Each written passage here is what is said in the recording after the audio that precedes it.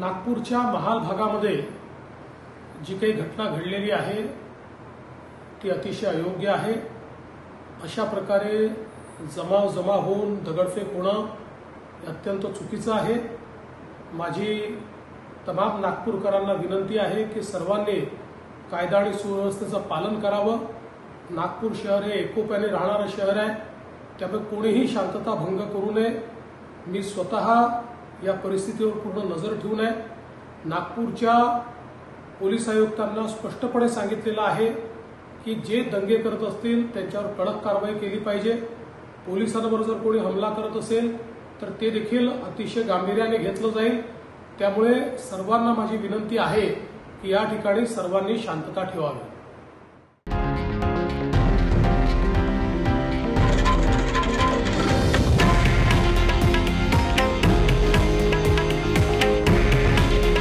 हे आहे देशातील नंबर 1 न्यूज नेटवर्क आणि आपण पाहत आहात TV9 मराठी। काळजी तुमची, हित महाराष्ट्राचं।